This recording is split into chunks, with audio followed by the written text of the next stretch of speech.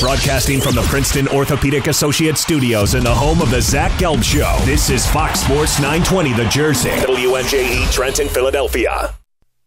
Ready? It's time to talk sports.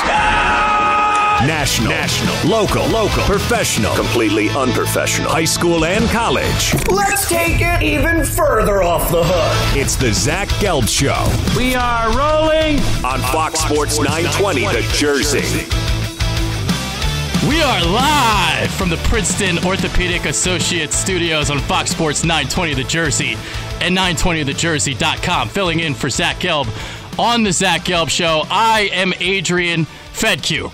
Remember, you can call the show on the David Lerner Associates hotline at 609-919-9200. So we start out with some trade news, some breaking news as I was rolling into the studio. Torrey Smith has been traded. Howie Roseman is howieing once again. Hashtag this is how we do it. So Torrey Smith, who had a cap number of $5 million next year, traded to the Carolina Panthers for cornerback Daryl Worley. Daryl Worley on a rookie deal in the third year of that 4-year deal. So you'll have Daryl Worley entering the fold. That includes Ronald Darby, Sidney Jones, Jalen Mills. We'll see what happens with Patrick Robinson and all that. All right, so jam-packed show. We'll start with some Torrey Smith talk, but before we get to that, I do have some guests lined up at 4:30. I will have Zach Berman from the Philadelphia Inquirer. We're going to talk about the looming start date of the new league year on March 14th. Talk about who will potentially get cut on the Eagles. At 5 o'clock, we're going to have Sam Gold from the Field Goals blog, a SB Nation blog. So he's based out in Seattle. He's going to talk to us about Michael Bennett and what Philadelphia should expect. And then some Phillies talk at 5:30. We've got my man Tony Cutillo from PhillyInfluencer.com. So let's start with this trade. Second time in less than a week. Howie Roseman is wheeling and dealing. Howie being Howie. The new league year hasn't even started yet. So initial thoughts on this move. It's a plus to get rid of Smith because he was going to get cut anyway with that $5 million number. But here's the thing to keep in mind. So the Eagles need to shed about $10 million in salary before the new league year starts. But these trades, they aren't processed until the new league year starts. So you cannot count that $5 million number towards that cap. It's not counted until the new league year actually starts. Worley is a kid that is in his third year, was in Carolina. He's an outside corner, a long physical guy who is more of a tackler, and he's about 210 pounds, 6'1", more of a physical guy. He can play a little press. Played a lot of zone there in Carolina, so he's going to come into a little bit of a different scheme, but I expect him to be more of a depth piece. And if Patrick Robinson does leave, you have another guy that's in the fold. So let's get into Howie Roseman and what he's been doing since he's come here back to Philadelphia, back from the Igloo because Chip Kelly went and ruined the whole team. So he's done such a remarkable job. And one of the things that he's done is finding loopholes in the trade market. And the thing that he's been doing is trading for rookie contracts. We saw this with the Ronald Darby deal from last year. Last year we also saw Timmy Jernigan with Baltimore. That was a swap of third rounders. I thought it was remarkable what he did to go up and get Carson Wentz. Just all the maneuvering that he had to do to make that happen.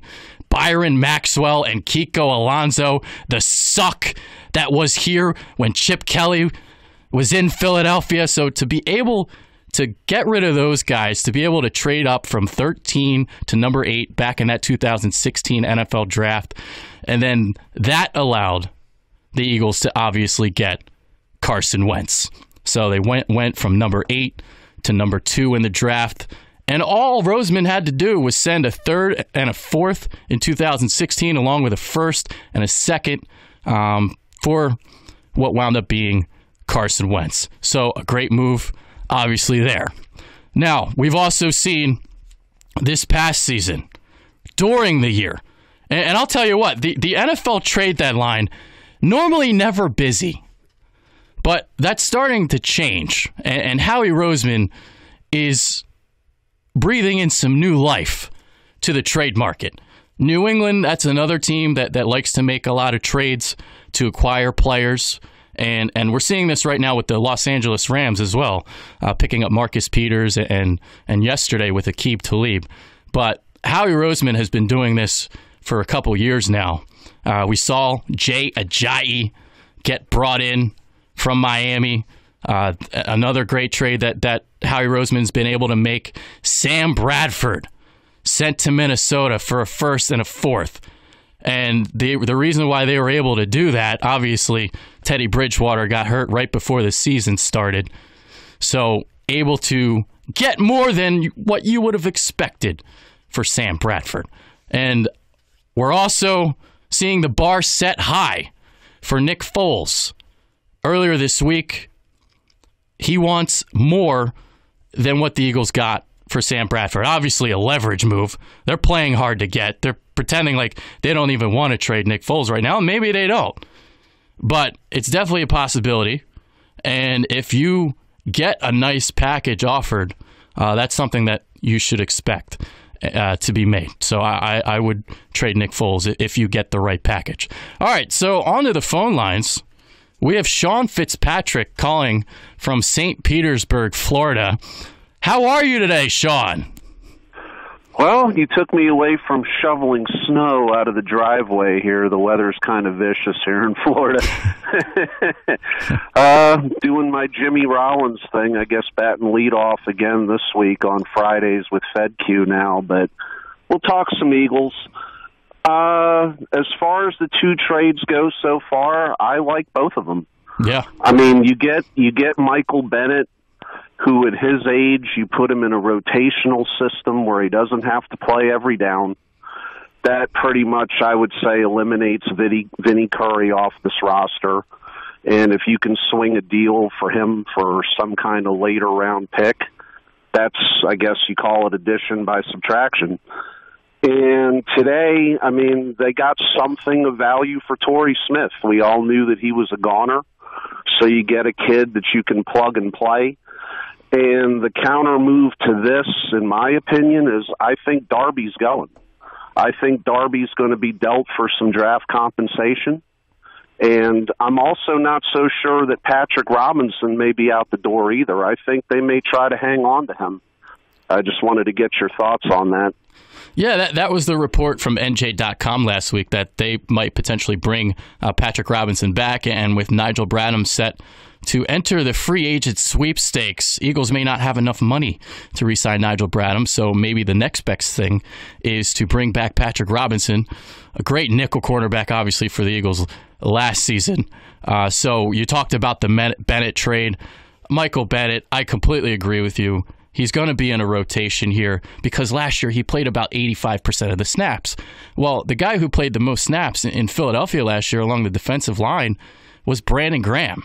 And he played about 100 to 200 less snaps than what Michael Bennett did last year. So I love the moves that Howie Roseman is making already. Offseason not even started yet. And the underrated part with Bennett is, you know you're going to be losing Bo Allen to free agency. You can swing Bennett inside to tackle, get him some reps in there, and help you on your depth there. You want to give Cox and or Jernigan a seat on the sidelines. You move Bennett inside with Brandon Graham. You get some pass rush out of the defensive tackle position. Foles, you know, I hate doing research, Fedkiw. You know I hate reading. It's against my beliefs. But I did some research on this, trying to figure out where Foles may or may not go. And the hard part with trading Nick Foles, I think, is that doesn't Foles hold all the cards? I mean, wherever he goes, he has to agree to sign an extension with that club before any deal is consummated. So I don't think he's interested in going to a rebuild. So my solution, if you want to call it that, is if a deal is dealt, I think he goes to Minnesota. I mean, we've dealt with Minnesota in the past. They may miss out on a quarterback. You get a 1 and maybe a 3 from them in exchange for Foles. You got DiFilippo over there. I think it's a win-win for both parties and a place that Nick may actually be interested in playing. Yeah, Minnesota is definitely one of the teams on the radar, but here's the thing with Kirk Cousins and the Kirk Cousins sweepstakes. It seems like the Vikings are in the lead there, and we're already seeing reports about a potential offer, 3 years with $91 million guaranteed. They do have $50 million worth of cap space. So I see the Vikings as the team to land Kirk Cousins. I definitely think that's where he's going. And when we get after our first break, I won't get more into the Nick Foles sweepstakes and all that, so stay tuned. But I wanted to keep focus on Howie Roseman and everything that he's done here, because he's done such a remarkable job. And he's made 131 transactions in 2017. That's what he did. Obviously, making some new transactions now. 23 new players were added to the roster last year. That's 43%. So you had so much coming in and a lot going out. And for the Eagles to be able to kind of blend all of that together and to be able to win a Super Bowl on top of that, absolutely remarkable. Some of the free agents that he brought in last year. Just the one-year deals like Patrick Robinson, LeGarrette Blount brought in. Torrey Smith for a 2-year deal wound up getting traded, obviously, today. So with that being said, this is Adrian Fedkiw on the Zach Gelb Show. And right after our first break, I'm going to get into some Nick Foles trade scenarios and where I think he can go. So I am Adrian Fedkiw. This is the Zach Gelb Show on Fox Sports 920 The Jersey. Did you make the reservations? The best seats in the restaurant. Ooh, I can't wait. Come on, girl. Let's take a stroll in the park. Mommy loves you too. Copperwood Luxury Apartments. Modern, sleek, and stylish in a serene wooded setting and only minutes from downtown Princeton. Close to the hottest entertainment, bars, and restaurants. Our winter special is going on now. 2-bedroom, 2-bath units for $27.18 a month. Visit CopperwoodPrinceton.com for information and book your personal tour now to take advantage of winter specials. That's CopperwoodPrinceton.com. Every weekday from 4 to 6. Don't miss the Zach Gelb Show, right here on Fox Sports 920 The Jersey. All guests appear courtesy of the David Lerner Associates Hotline. David Lerner Associates, the sensible middle ground of investing. Visit davidlerner.com for more info. For my mom, the religious aspect was very important. She came here when she was 13, Jewish immigrant. She walked in the door and said, "This is heaven, this is it." We know she's safe. We know she's challenged. It's given us complete peace of mind. I feel very much at ease. I love the people, and it's always a pleasure to be here. Greenwood House, 79 years of kind, compassionate care in Mercer County. Online at greenwoodhouse.org. Hi, thanks for calling Auto Lenders. How can I help you? Yeah, I was wondering, do you have any Nissans in stock? Yes, in fact, we have 342 Nissans. Thanks. Hi, thanks for calling Auto Lenders. How can I... Sorry, forgot to ask. Do you have any Hondas? Sure, we have 706 Hondas at the moment. Perfect. Hi, thanks for calling Auto Lenders. Jeeps? 364. Accurate. 56. Chryslers? 67. Toyotas? 109. Yes! How about Lexus and Infinitis? And... Sir, Auto Lenders has over 150 different makes, models, and styles to choose from. They're all one-owner, low-mileage cars that have been through our 110-point certification with new brakes and tires. So, wait a second. You're telling me Auto Lenders has Audis, BMWs, Mercedes, and Mazdas, and more, all in the same lot? That's exactly what I'm saying, sir. You can see our entire inventory online at autolenders.com or visit any of our 6 New Jersey locations. You know, that seems like a smarter way to buy a car. Couldn't have said it better myself, sir. Now say this out loud as you're driving around in your car. Fox Sports 920 The Jersey has Dan Patrick and Colin Cowherd back to back. DP at 9, Colin at noon. You hit the nail on the head. Fox Sports 920 The Jersey.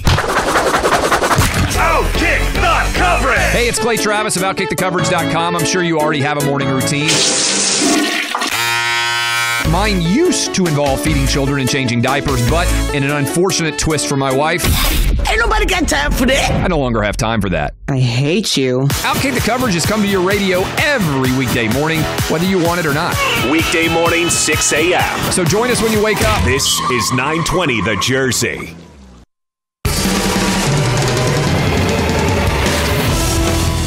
And we are back.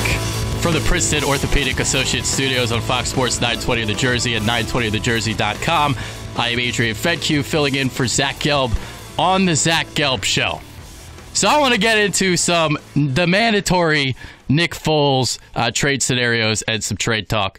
Because after the Michael Bennett trade was made, obviously the Eagles bringing in some more salary with him coming in. So I think there's more and more of a chance that Nick Foles might actually get traded. I know that's a name that it's going to be tough for a lot of people in Philadelphia to let him go.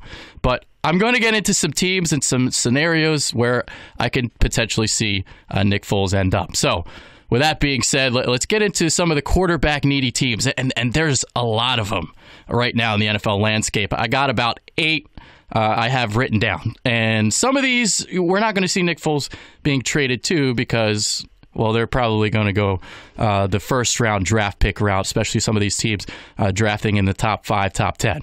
So first team I got written down, Cleveland Browns. I expect them to sign A.J. McCarron in free agency, and I also expect them to take a quarterback, whether that's at number 1 or number 4, whether they want to take Saquon Barkley at 1 and draft a Baker Mayfield at 4, or maybe they draft a Sam Darnold at 1. We'll see what happens there. But Nick Foles, don't think he's going to Cleveland. The Giants at number 2. Now, Pat Shurmur has told reporters that he believes Eli Manning has a couple years left. Whether that's a smokescreen or not, we'll see as to whether or not they would want to draft a quarterback. But I don't expect Nick Foles to be traded to the Giants either. I expect them to go with either Josh Allen, Josh Rosen, Sam Darnold, whoever they want to go with at number 2. Then you start getting a little tricky here. So you've got the Denver Broncos at number 5.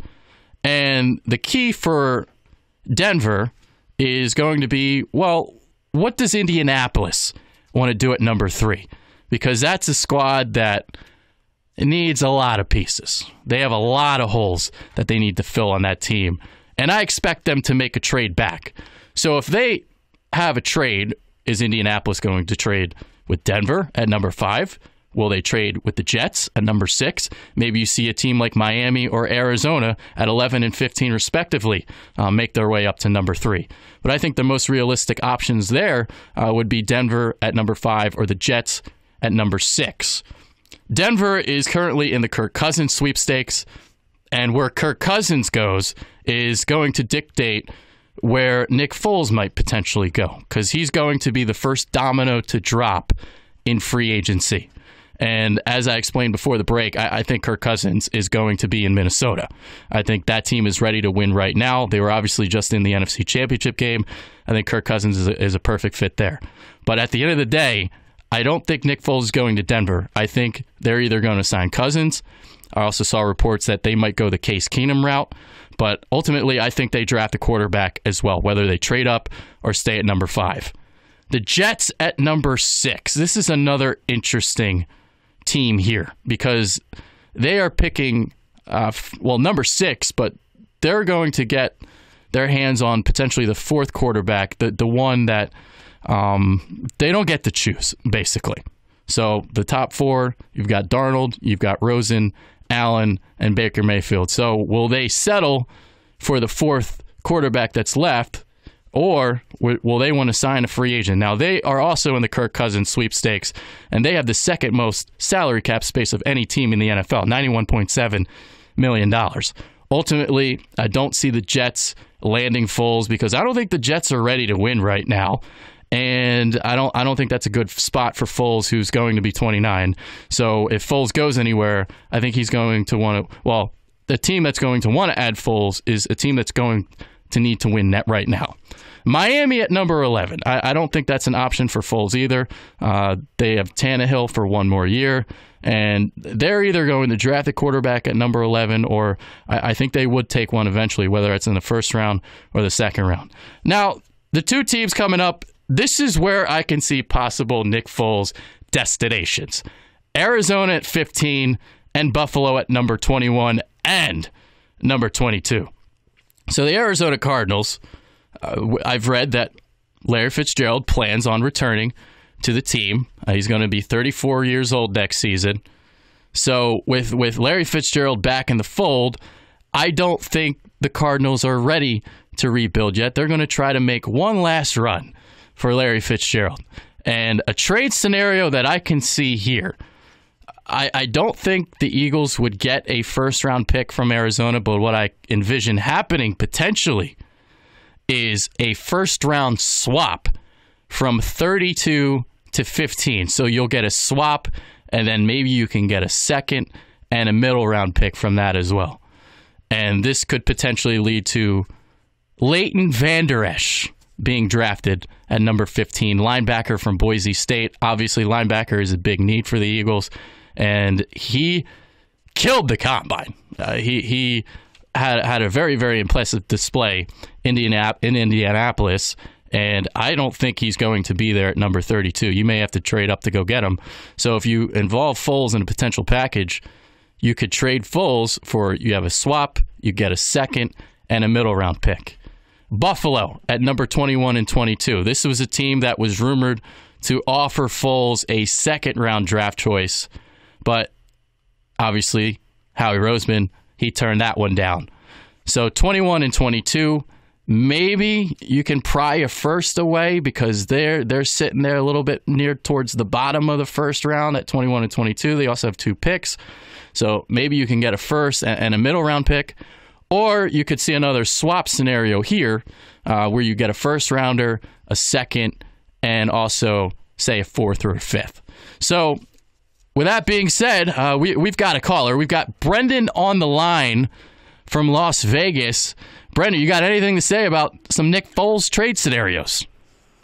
Yeah, absolutely, Adrian. Thanks for having me, man. I appreciate it. Absolutely. You know, the first thing I'm taking away is Howie's trying to win right now. We're under that rookie contract with Carson Wentz. And that's what the Seahawks did, and that's how they won their Super Bowl and then should have won a second one. And that's what the Rams are trying to do, too. So, in my thought process is, look, I understand that, you know, you have a best backup, I mean, the only backup in the NFL who can say, hey, I had confetti fall on my shoulders the last Sunday of the Super Bowl season. To me, strike while the iron's hot. Trade him off. His asset and his value is never going to be higher than this. I think you trade him, and I think you try to get some picks. If you can move up to get a backer in the draft, that's a great scenario. But I think Foles should be moved. Personally, Adrian, I think he's going to be the last domino to fall. Kirk Cousins is the first one, obviously. I think A.J. McCarron is the second one. You know, if McCarron goes to Arizona, all of a sudden now you're looking at, okay, hey, Jets, Denver, Minnesota, who didn't get Cousins? All right, now who wants Foles? Yeah. No, I can definitely see A.J. McCarron definitely being a second domino, Case Keenum as well, because here's the thing that you have to keep in mind. If you trade for Nick Foles, not only do you have to trade for him, you also have to extend him. So it might be better off for a team to sign a Case Keenum or an A.J. McCarron if they want to go that route because it would save them draft compensation. Absolutely. You know, and I don't think Minnesota's a team that's a realistic landing spot because, you know, Nick Foles obviously had a fantastic year, but are we 100% sure that Nick Foles' upside is better than a guy like Teddy Bridgewater? I mean, I would say Minnesota, if that situation came up, they would just say, hey, let's just re-sign the guy we have. We can get Teddy for pennies on the dollar. And then worst case scenario for Minnesota, they could draft a guy like Lamar Jackson. I think Arizona and I think the Jets are good landing spots because I think those are two teams that if they don't get a draft, you know, don't draft a quarterback, they need to look around the room, and I could see them saying, hey, we need to trade and get a quarterback now. Yeah, some great points from Brendan from Las Vegas. Thank you for calling. All right, so let's get into Nick Foles and some stuff that Brendan brought up because it's an interesting point. Nick Foles was successful not only because he was great in the playoffs, but because of what Doug Peterson did and what he did to make him successful. So some of the weaknesses on Foles, how he goes through progressions, how he handles pressure. So he needs to be more of a rhythmic quarterback. And a way that Doug Peterson really helped him out, implementing the RPOs, the run-pass options in the postseason. And Nick Foles obviously lit it up against Minnesota, lit it up against New England. But the other thing that happened, the offensive line did a tremendous job. The Eagles only allowed 2 sacks during the entire postseason, which was the least amount of any team that was in the postseason. That included teams that only played 1 game. So only 2 sacks, that's remarkable, especially with the type of competition that the Eagles were going against. So 2 sacks, and this was an offensive line that was in the middle of the pack in the regular season. So they improved dramatically. They saw, the Eagles had to turn to Nick Foles after Carson Wentz got hurt, and they rose to the occasion. So such an impressive playoff display. Now, back to Howie Roseman and what the Eagles might get. You can't doubt Howie and what he can potentially get. And the value of Nick Foles, it is hard to distinguish because he is coming off a Super Bowl MVP type performance. I mean, you think about guys who have performed in the postseason. The first one that comes to my mind is Joe Flacco and how he was rewarded with a big-time extension following that postseason performance back in 2012 when the Baltimore Ravens wound up winning it all. So, terrific postseason run, and he's been terrific in the postseason ever since, but during the regular season, not so hot. So, we'll see if Nick Foles kind of turns out to be like a Joe Flacco type where he, maybe not so hot during the regular season, kind of hot and cold and just turns it on in the playoffs, or is Nick Foles going to amount to something? Because we've seen him have his ups and downs. He obviously had that 27 touchdown and 2 interception season that first year when Chip Kelly was here. But then the second year, not so hot. And then he went to the Rams and he got hooked up with Jeff Fisher, and that didn't turn out so hot either. So we've had those 2 years, but then we've had the 27-2. We had the run in the postseason this year, and he did fill in serviceably for the Kansas City Chiefs last year. So who is the real Nick Foles? Do we really know? It's a hard thing to distinguish for sure. So with that being said, right after our break here, Fox Sports Radio 920 The Jersey, we'll have Zach Berman on the line from the Philly Inquirer. So we'll be right back in a bit. Give your kids a summer camp experience that they'll never forget with the Boys and Girls Club of Mercer County. They'll stay active, make new friends, learn, and have fun. Their travel and kids camps are back this summer with new exciting trips and a brand new water slide. Their specialty camps feature drones, engineering, STEM, digital arts, singing and acting, natural sciences, and more. Attend the Boys and Girls Club of Mercer County's open house this Saturday at their Spruce Street Clubhouse in Lawrence. Register online at bgcmercer.org/events. Deborah Heart and Lung Center can replace a diseased heart valve without open heart surgery. It's called transcatheter aortic valve replacement, or TAVR, T-A-V-R. TAVR is a heart procedure, but it's unlike any other heart procedure ever performed. Open heart surgery used to be the only way to replace a bad aortic heart valve. With TAVR, the aortic valve is now replaced by a catheter. No open heart surgery, no incision, much quicker recovery time. Deborah Heart and Lung Center, the regional leader in heart care innovation, is offering this procedure to high-risk and now moderate-risk patients with aortic valve disease. To find out if TAVR is right for you, request an appointment online at demanddeborah.org. A new aortic valve without open heart surgery. Innovation you expect from Deborah. At Catholic Charities Diocese of Trenton, they offer immigration services to people in need. If you or a loved one needs help, call 609-394-2056. Their compassionate counselors are accredited and their services are recognized by the U.S. Department of Justice, Board of Immigration Appeals. If you need help with obtaining a power of attorney or in need of knowing your rights as an immigrant, call Catholic Charities Diocese of Trenton, 609-394-2056, or go to CatholicCharitiesTrenton.org. Catholic Charities, hope starts here. Pittsburgh's always been a cat town. I mean, they're not real into dogs right now. What? What the hell was that? We didn't say that. That guy said that. We just had it on the air. Fox Sports 920 The Jersey. Just what it feels like. So how do you like it? So what is it? I'm curious. You like it like this? My God, do we love football.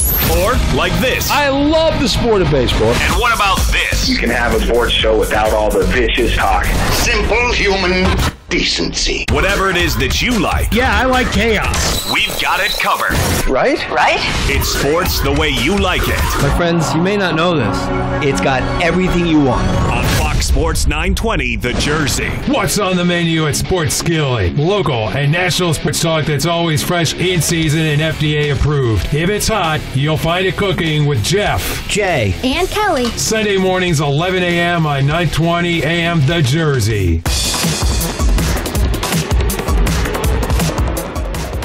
And we are back live from the Princeton Orthopedic Associates Studios on Fox Sports 920 The Jersey and 920thejersey.com. On the David Lerner Associates hotline, we have Zach Berman, Eagles beat writer for the Philadelphia Inquirer. Never a slow day when you're covering the Eagles, huh, Zach? No, it's not. But especially this time of year, that's what I like about it. And coming off a Super Bowl, the interest is sky high. It's always sky high this time of year, but it's taken on new life for the defending Super Bowl champs. Yeah, 2 trades before the offseason even starts. And let's get into that. March 14th, the start of the new league year. And I wanted to get into first of who you potentially seeing cut from this team. Obviously, Torrey Smith was a guy that you probably thought would have gotten cut, but now that he's been traded, you still have to shed some more salary because something to keep in mind, his $5 million hit, since it was a trade, it won't be until the new league year starts. So you still have about $10 million of salary to shed.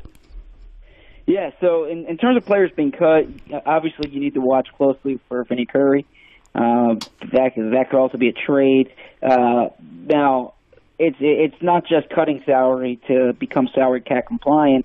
I mean, they can restructure deals fairly easily, especially if it's a player you know is going to be on the roster in 2018. You can make you can turn the salary into a bonus and guarantee the bonus, and then you spread it out over the life of the deal. There's different things they could do. You saw the Steelers just do that with Antonio Brown, and Jake Rosenberg, who handles the cap for the Eagles, and Howie Roseman, obviously the top executive.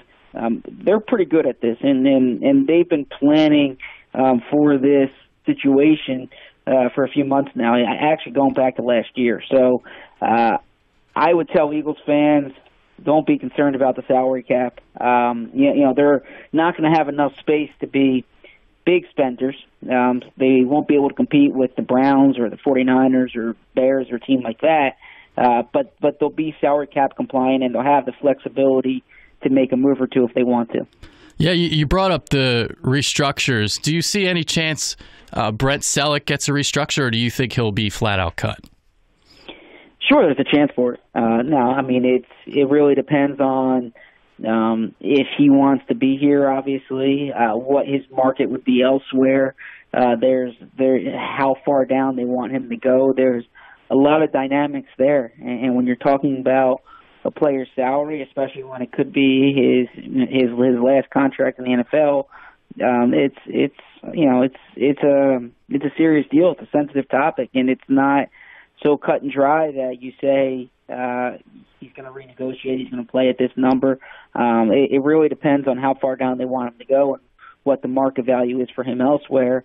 I would imagine that they would try to find a middle ground with Selleck, although you can never rule out them kind of shaking his hand and thanking him for 11 seasons and a Super Bowl and try to restock that position with youth, which they haven't done. They haven't drafted a tight end since Zach Ertz in 2013.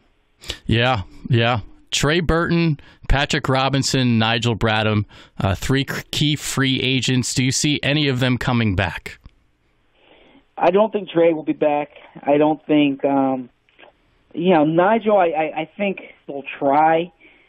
That's really a question of what the market is. Yeah. And in the past, the market hasn't been that good for linebackers, but there are teams with a lot of money right now. It's really not a great free agent class once you get past the quarterbacks. So I look at this and say that he's in position to get paid elsewhere. Linebackers traditionally not a position that the Eagles value highly in terms of allocating money. But I will see. I wouldn't rule it out.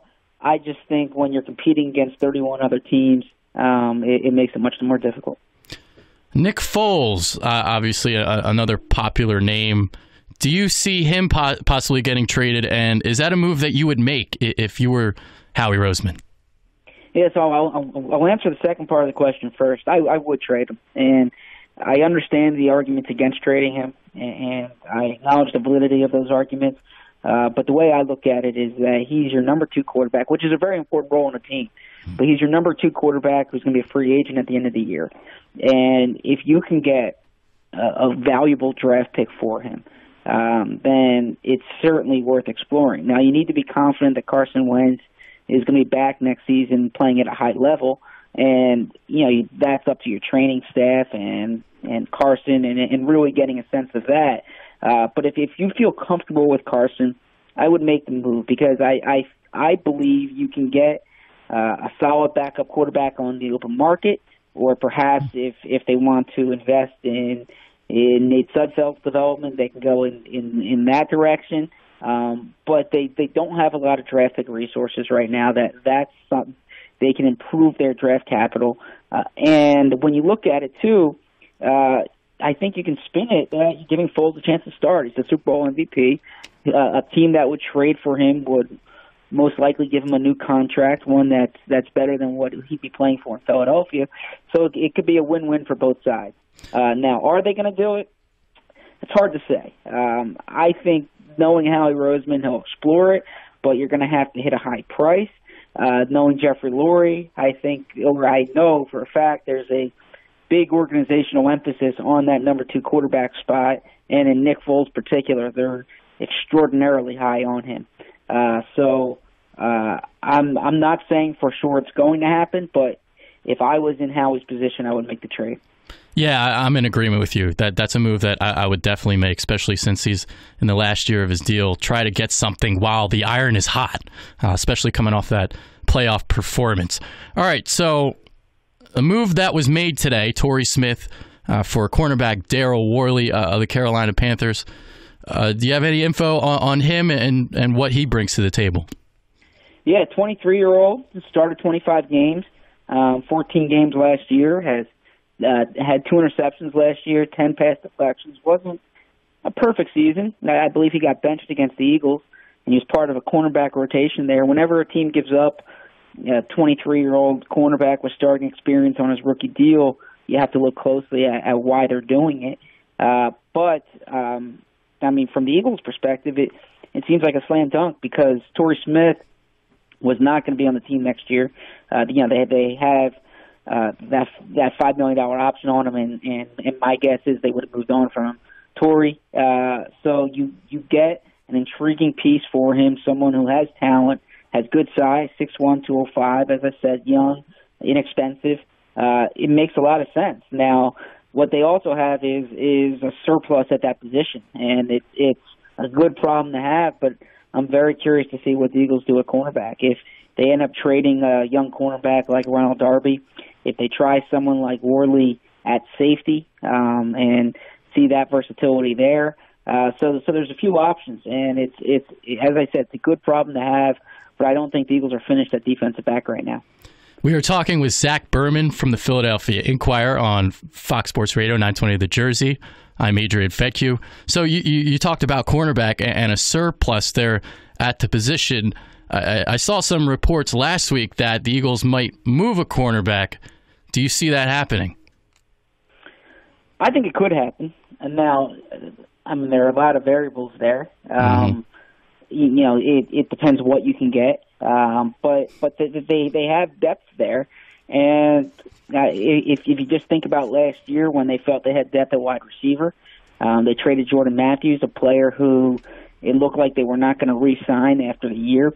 So the reason Ronald Darby's name's mentioned is because he's a free agent at the end of the season. And if the Eagles already have Jalen Mills and Sidney Jones and Rasul Douglas, and now Daryl Worley under contract, you have to wonder how much money they're going to allocate to cornerback. That being said, Darby is a potential premium player. The Eagles surrendered a third-round pick for him back in August. It's not like you're just going to give him up. I mean, he's a really talented player. But if the price is right, as we discussed, the Eagles only have 6 draft picks. They don't have any picks on day 2. So it's something I imagine they would at least examine. Michael Bennett, a name brought in earlier with the Nor'easter on Wednesday here in the Northeast. So what does he bring to the table in terms of what his strengths and weaknesses are? Well, first off, he's a perfect fit for the scheme. I think he's a Jim Schwartz kind of defensive end, and he can get to the quarterback. He can play inside on passing downs. Now he's getting up there in years, but I think it's similar to when the Eagles brought in Chris Long last year. That I don't see them bringing him in to be a 80% snap player on defense. I think he'll play quite a bit. But my guess is Derek Barnett becomes the starter along with Brandon Graham at defensive end, and you see Bennett as a rotational defensive end, which has a lot of value with the Eagles. It's part of the way they play defense. But I think it was a good trade because he fits the scheme. He can get to the quarterback. He can play inside on passing downs. But I don't think that he's I wouldn't say they're acquiring the Pro Bowl or Michael Bennett. They're acquiring a good player who fits their scheme. Yeah, he's going to be 33 when the season starts, and I definitely do see him getting a snap decrease. Obviously, last year in Seattle, he saw about 85% of the snaps. The leader in Philadelphia was Brandon Graham with 728, so that was 64%. So you could see the rotation and the amount of bodies that are always in that defensive line position for the Birds. Yeah, you're right, and that's really the way Jim Schwartz wants to play defensive line, and they're going to continue to rotate. I think the other thing you need to look at too is that the Eagles play with the lead from most of the games, and I mean they had a lead for about 60% of the games on defense last year, or 60% of the snaps on defense. So you're in a position where teams are usually passing against you. I think that's what the Eagles are going to plan for again. They like the explosiveness of their offense. They're going to build their defense around that pass rush. They're going to try to make teams one-dimensional. Michael Bennett in a rotational defensive end, a defensive line rotation, that's really going to help you. Scouting combine last week. Who are some players that you kind of heard the Eagles kind of talking about? Well, the Eagles, I mean, at the combine, they're talking to everybody, whether it's formal or informal. And in the position they're in, where they're drafting at 32 and they don't draft again right now until the 4th round, you can't really pinpoint one player there. But they were talking to receivers, they were talking to tight ends, they were talking to linebackers. I mean, you go on down the list. They were pretty varied, and they're in a position to cast a wide net because they don't have that one glaring weakness on the team. But I think if someone says to you that they zeroed in on player X at the combine, I mean, I think they're just searching for a headline there, because the reality is at 32 you don't know who's going to be there. And the Eagles, there's a lot of ways they can go in this draft. Yeah, absolutely. At 32, you kind of want to take the best available at that point, whoever that may be. So the name that I really like, we'll see what happens with him, Leighton Vander Esch from Boise State. I think that would be a good linebacker to have to put in the fold, especially if you lose a guy like Nigel Bradham. Yeah, has good measurables. I mean, 6'4", 250 plus, a good athlete. Really productive at Boise State, Mountain West player or defensive player of the year last year, I believe. And he's someone who can have a role on defense and on special teams on day one, and that's what you're looking for. I know special teams is a major priority for the Eagles this offseason. So Van Der Esch is certainly someone to keep your eye on. The question is if he drops to 32. Yeah. So Trey Burton and Brent Selleck, if they do in fact leave, I saw you write an article about this earlier today. Who do you see as potential replacements? Well, I think the Eagles are going to finally draft a tight end. As I said earlier in the call, it's been since 2013. That's a long time. Mm-hmm. I think this is a good tight end class. Mike Gesicki, because he's a Penn State guy, is going to get attention here in Philly. Also, he was outstanding in the athletic test. He was the top tight end in just about every category, second in bench press, but number one in everything else. Has production, obviously, receiving the ball. Not a refined blocker, something you're going to have to work on there. But he's someone to watch. But as I said, this is a deep class. The tight end Hayden Hurst from South Carolina. He's a little older, former professional baseball player, but he was the top tight end in the SEC last year. Ian Thomas from Indiana. He's someone who has a lot of potential. Mark Andrews from Oklahoma was a very productive player in a good offense with Baker Mayfield throwing him the ball. And you can go on down the list. Now, I don't think there's that tight end in this class who's like a top 10, top 15 pick. Mm-hmm. But there's a lot of guys in that maybe late first round, certainly day 2 range, that if the Eagles trade back in the day 2, it's something to watch. And even if you're talking about day 3, I think this is a fairly deep class. I was surprised the Eagles didn't address the position last year. They signed Billy Brown in the undrafted market. He's a player to watch, was on practice squad last season. But I would imagine they're going to draft a tight end this year. Yeah, one final question just on Billy Brown. How much does the team like him? Oh, they like him. They kept him around on practice squad throughout the year. But that being said, he's going to have to play his way onto the 53. Did not make the team last season, obviously, but showed a lot of receiving ability. Someone who helped them in practice. The year in practice squad is going to help. So it's something that he's someone to watch, but he's not a surefire player in the 53. That was Zach Berman, Eagles beat writer for the Philadelphia Inquirer. Really appreciate you calling in today, especially with this Torrey Smith news. No problem. Glad to do it. All right. Thank you. So that was Zach Berman with some awesome Eagles talk. Got into a lot of different topics there. Who might potentially get cut before March 14th. And we have a caller on the line from northwestern Pennsylvania. We've got Danny. Danny, welcome to the show. How's it going? I'm doing fantastic. It's not snowing, so that's a plus. Yes. Yeah. So you want to talk about Nick Foles? What do you got? Well, I had an idea. Remember when we traded Sam Bradford and we got like a first and a fourth for him? Mm-hmm.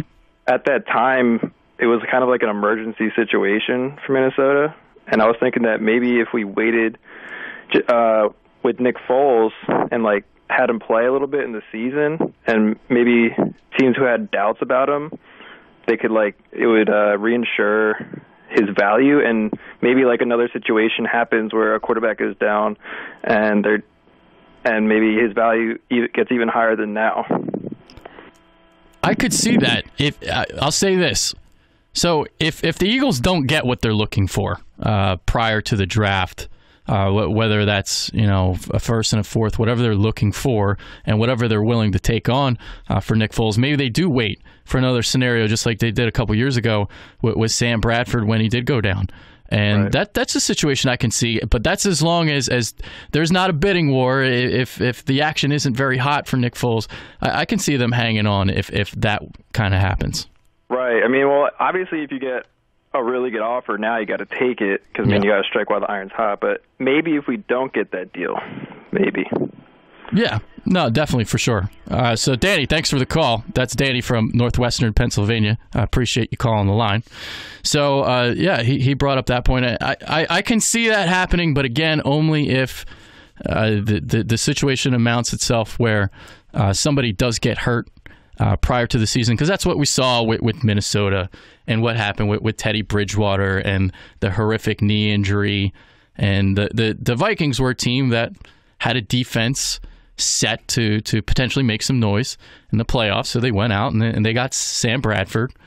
Sam Bradford had 2 years left on that deal. Obviously, this year we saw the Vikings win with Case Keenum because Sam Bradford again couldn't stay healthy. So yeah, he brings up a good point. But I see that only if the Eagles don't get what they're looking for prior to the preseason occurring. I wanted to get more into Michael Bennett, the player that the Eagles, well, they didn't acquire yet because the offseason, again, begins on March 14th. So do keep that in mind when you're looking at players who might get cut before March 14th, because Bennett's salary isn't going to be on the books until the 14th rolls around. So it's not like he got traded here and you have to shed more salary before that new league year starts. But we got into a little bit, Zach and I, in terms of the pass rush and how he's going to be in a rotation. And the rotation is important because Michael Bennett is 33 years old. He isn't in the prime of his career anymore. He's maybe on the final last legs of that prime, but the way to extend it is to keep it in this rotation. And as I explained earlier, Brandon Graham led the team with 728 snaps. That's only 64%. And you look at Michael Bennett at 32 years old, he had 941 snaps with Seattle last year, 84.7%. So I expect those snaps to go way down. And I see somewhere along the 650 range. And that's pretty much what Vinny Curry had. 642 was the number for Vinny. So I definitely see him being in the rotation. And I definitely see what Zach Berman was saying, too, with Derek Barnett starting and him kind of coming off the pine to be in there on third downs in that pass rush, and also lining up as a defensive tackle because that's what the Eagles did last year with Brandon Graham, and why they were so successful in that playoff run. They brought him in as that D tackle and put him out there in those third down situations. You pair Graham with Fletcher Cox, you can't double team him. So you got one-on-one matchups with Graham and Cox, and then on the outside it was Derek Barnett and Chris Long. Chris Long had 4 strip sacks during the regular season, and he's a guy that's older as well, in the twilight of his career, but you're able to stay fresh in this Jim Schwartz system where you're just constantly getting new bodies into the game. It's almost like a hockey game, the way you're just constantly shifting and bringing on new lines. So in terms of what Michael Bennett does out on the field, he's a guy that doesn't use his athleticism as much to get after the quarterback. It's about hand usage. It's about technique. It's about his football intelligence and timing the snap count. He understands angles. And that's what he does best, and that's what he did best in Seattle, to get into the backfield, to penetrate deep into the backfield, whether that's stopping the run or getting after the quarterback. So 8.5 sacks last year, still putting up numbers even at 32 years old. So you're getting still a really, really good player. And like Zach was talking about in the phone call, the Eagles play with the lead a lot. And when you play with the lead, you want to ramp up that pass rush, and it makes things more predictable because when you're playing with the lead, obviously the other team's going to want to throw the ball in terms of catching up. So you ramp up the pass rush, you get after the quarterback, and it makes the life a lot easier for the cornerbacks as well when the quarterback only has about 3 seconds to get the ball out.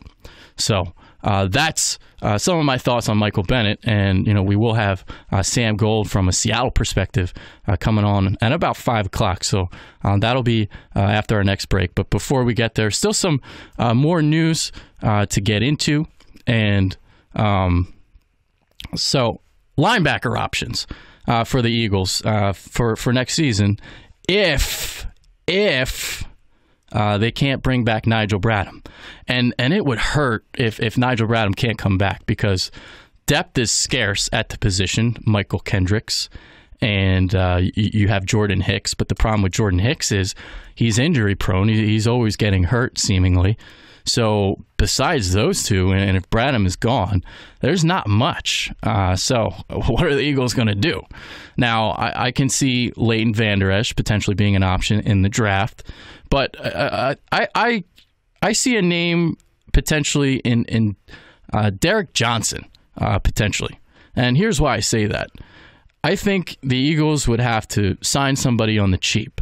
And in order to sign somebody on the cheap, maybe you can get an older veteran that's willing to play for less and wanting to win a Super Bowl, get that last ring before he retires. So maybe Derek Johnson, he's at 35 now. He's decent in coverage, and being good in coverage is key for the linebackers because when Jordan Hicks did go down, the Eagles struggled covering tight ends, covering running backs coming out of the backfield. So Johnson, he doesn't have the quick twitch and trigger like he used to earlier on in his career, but still decent in coverage, and he plays with instincts. And when you're a little older, you play with those instincts. So we're going to head into our next break. I am Adrian Fedkiw, filling in for Zach Gelb on Fox Sports 920, The Jersey.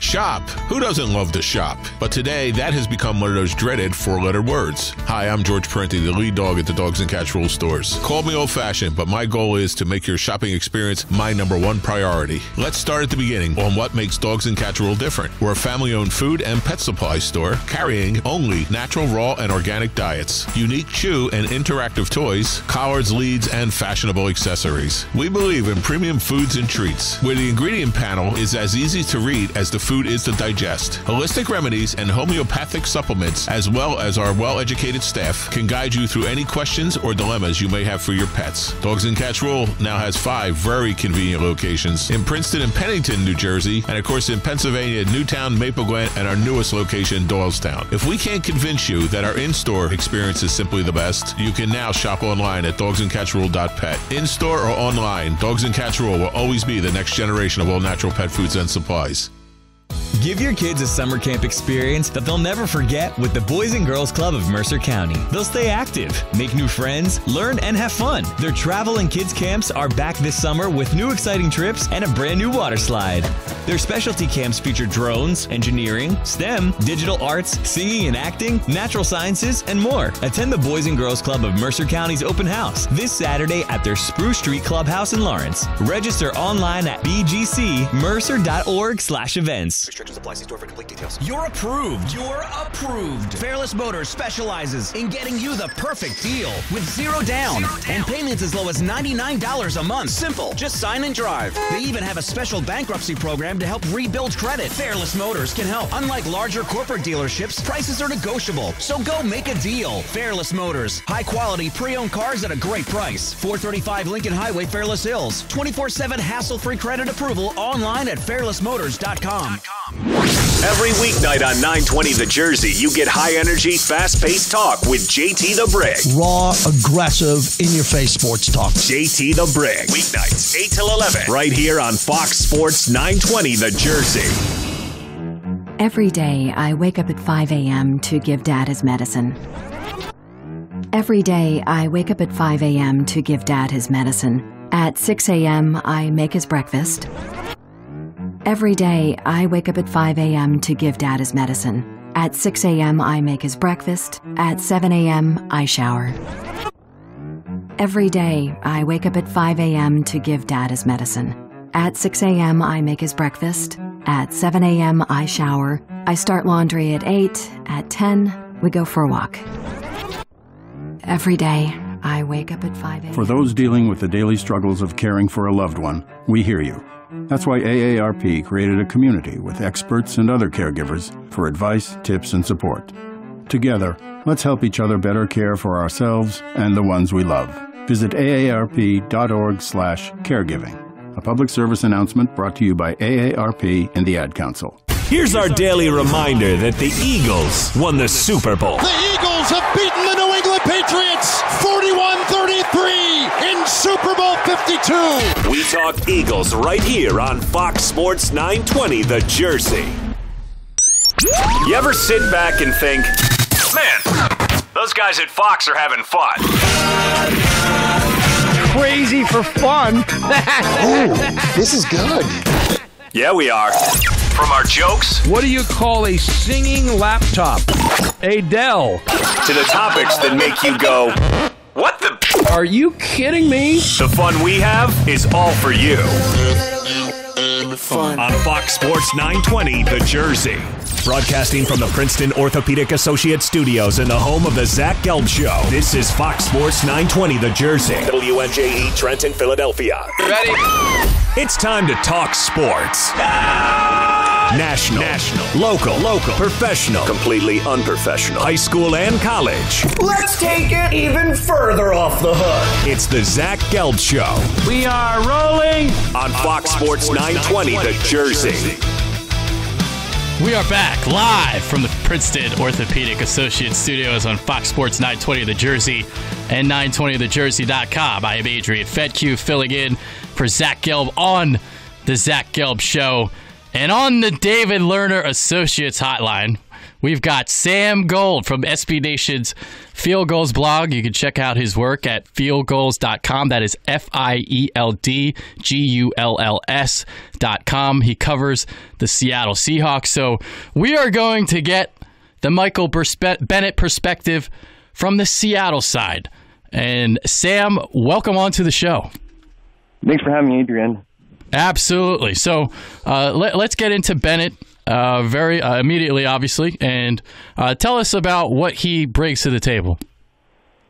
Well, what Bennett brings to the table is that he's a very good edge defender.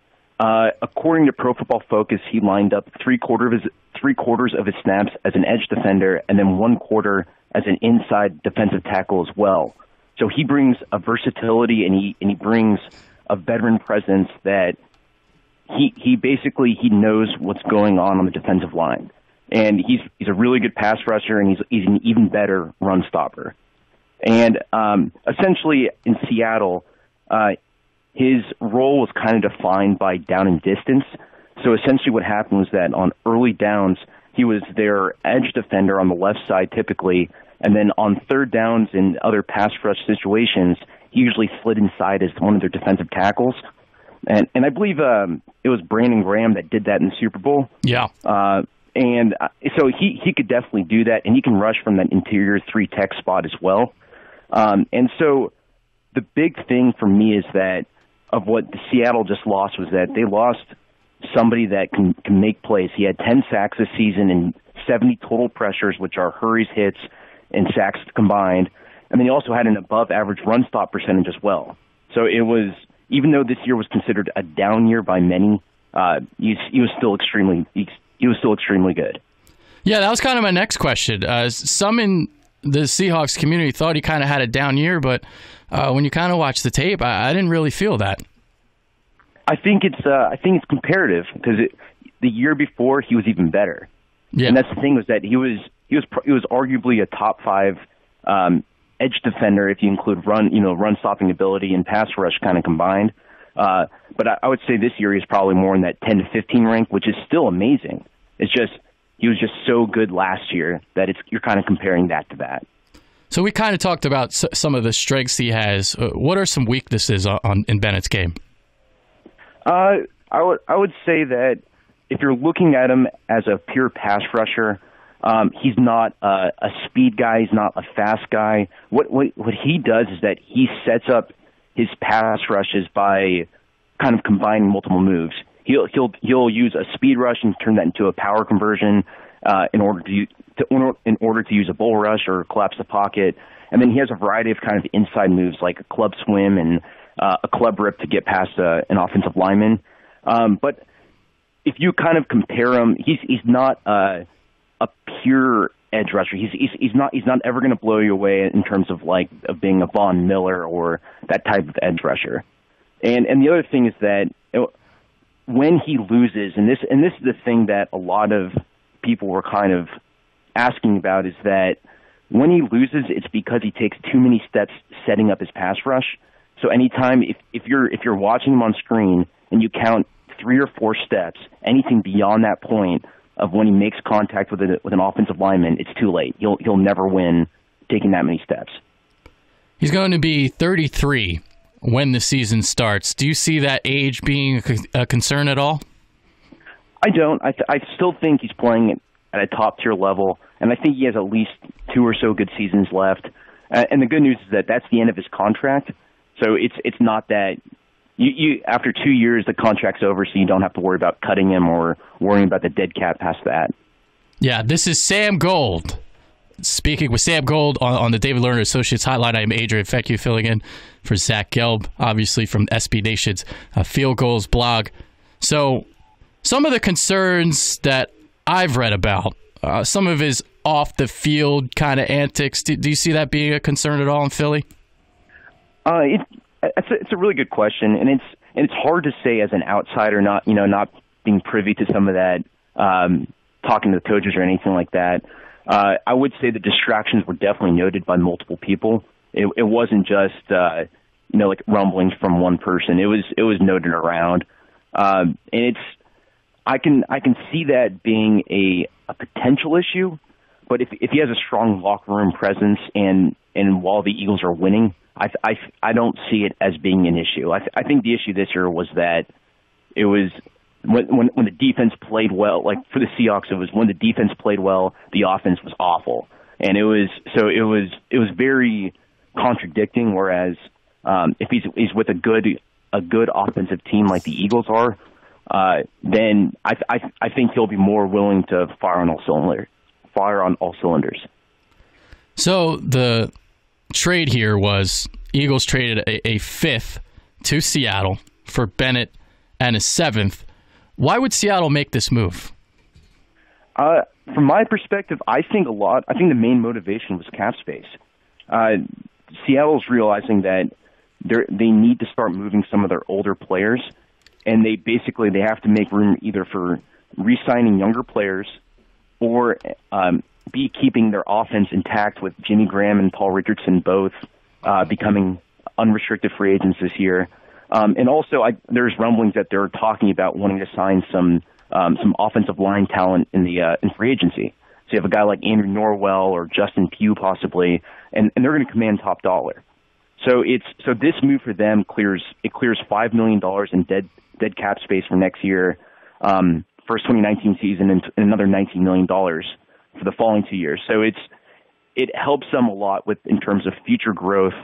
And also, they drafted Malik McDowell last year, who, when I did my scouting reports on him for field goals, the way I saw him was a future Michael Bennett. It was he characterized that same ability that Michael Bennett had, but the issue this year was that he didn't play. I don't even think he played a single snap.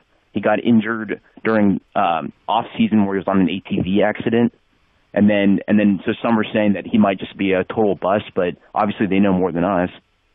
Yeah, and looking at some of the pieces here on the defensive line, the Seahawks have been drafting recently. You got Frank Clark in the second round, 2015. You brought up McDowell last year, a second-round pick. Naz Jones, a third-round pick. And Jerron Reed, 2016 second-round pick. So they clearly think a lot of their pieces there on the D-line if they're willing to trade away Bennett.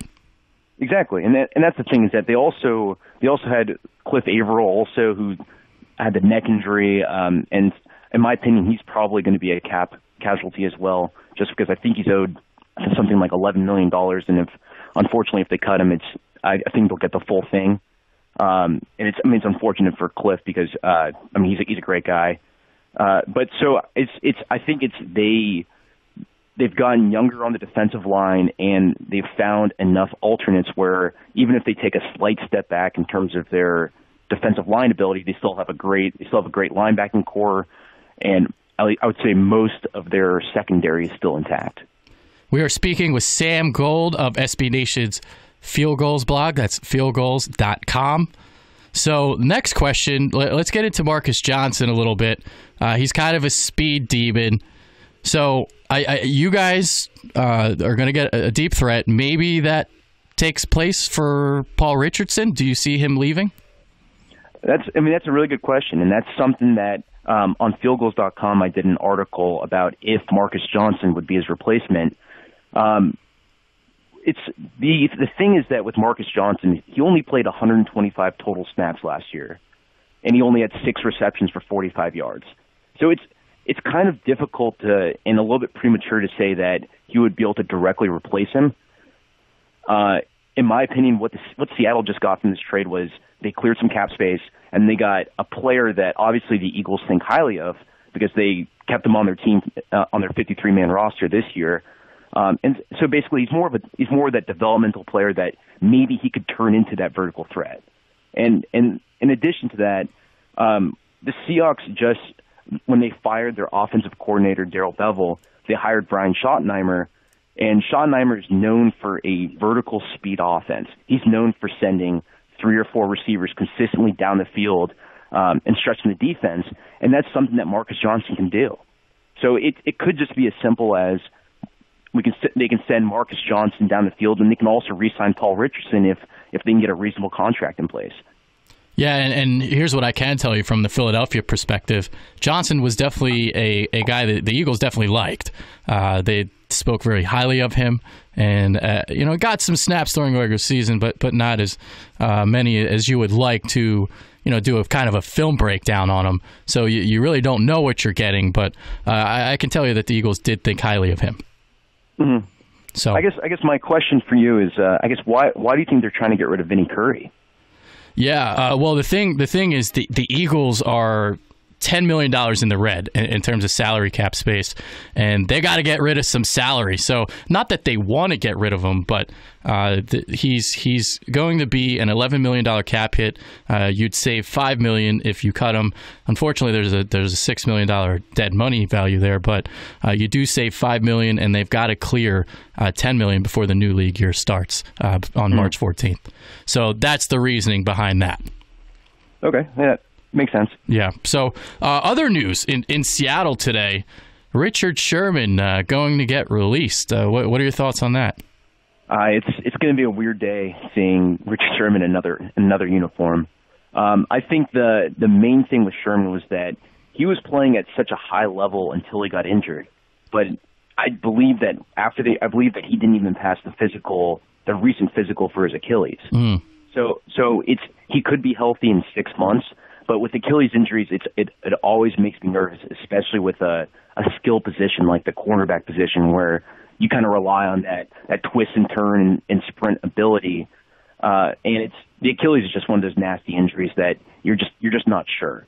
So with his cap space, which was his contract had 1 year and $11 million left, they saved the vast majority of that when they cut him.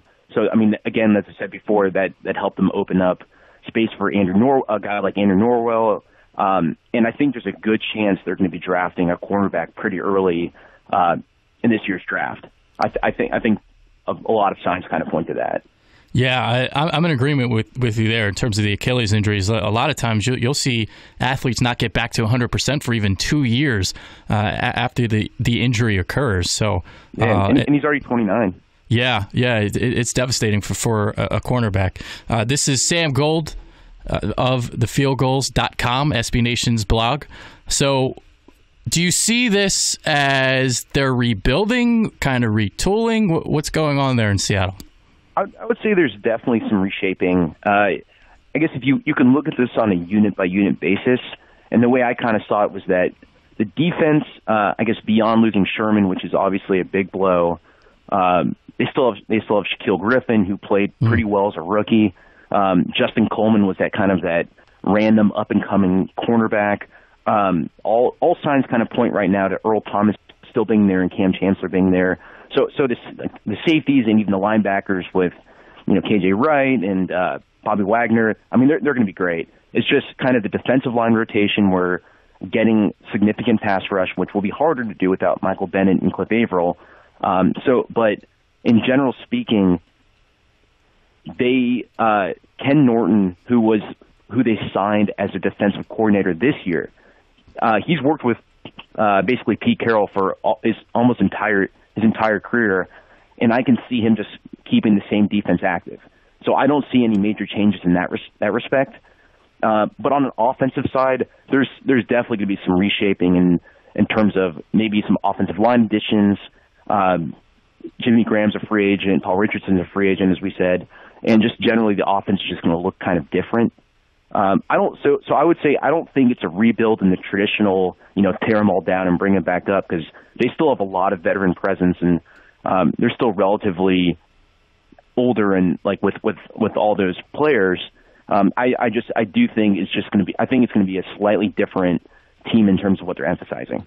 Yeah, just it's a retool instead of a rebuild. That's kind of the way I see it. I agree with that. Yeah. All right. One final question before we depart. Any thoughts on to where Sherman's going? Great question. I would say I think he's going to first do what any Patriots player does whenever they become free agents, which is he's going to shop around deals, and then he'll represent that to John Schneider and the Seattle Brass and say, would you guys be willing to match this? So I can see that happening as kind of my first initial guess. My second one is that what he's known for is he's obviously known for zone coverage and for being a really good outside cornerback in that respect. So I can see him going to a team that primarily plays kind of a cover 3 variety of it. The other thing to note is that over the last 2 years, Seattle played a ton of man coverage, a lot more than most people actually think. And so he also can play that man coverage ability, but still it's the role in that kind of cover 3, cover 1 scheme that he fits perfectly. So with that in mind, he could go to the Patriots, for example, who do play a lot of that. Yeah, and one of my first instincts was Dan Quinn out there in Atlanta. Now, the thing with them is, well, they obviously had Desmond Trufant and Robert Alford, but, I mean, that's former defensive coordinator right there. Yeah, and you always need 3 cornerbacks with how deep the wide receiving core is around. Absolutely. That was Sam Gold from SB Nation's Field Goals blog. That's fieldgoals.com, FIELDGULLS.com. Sam, thanks a lot for hopping on. Yeah, thanks for having me. Absolutely.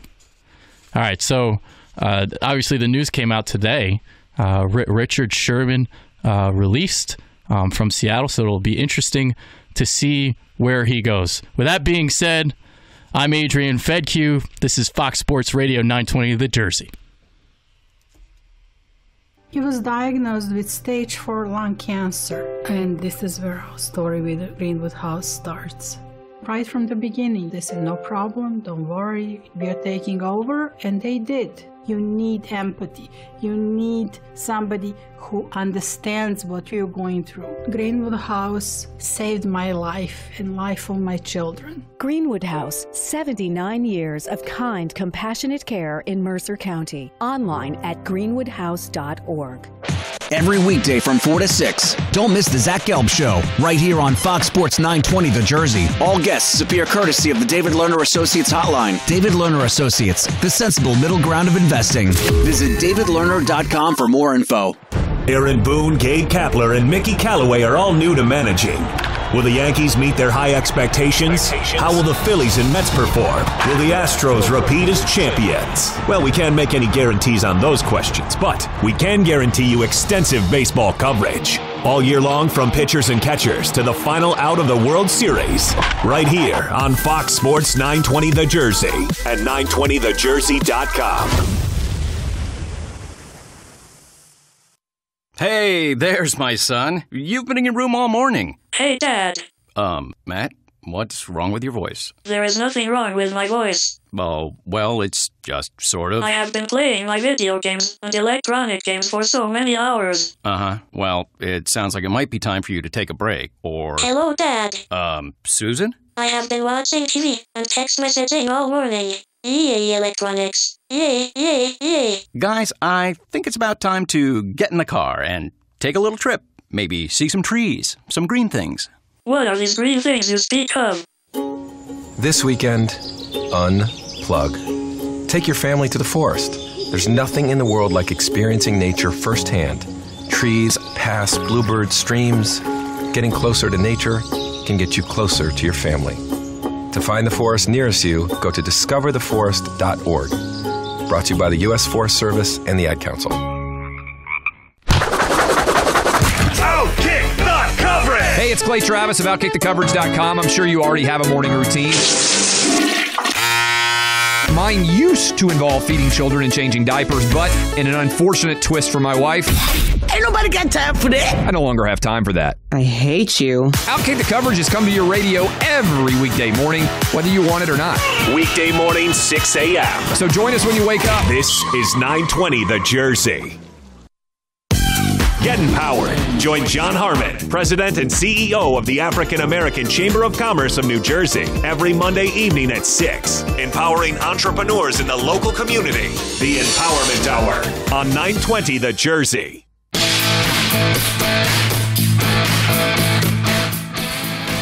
We are back live from the Princeton Orthopedic Associates Studios on Fox Sports 920 The Jersey and 920thejersey.com. You can call into the show on the David Lerner Associates hotline at 609-919-9200.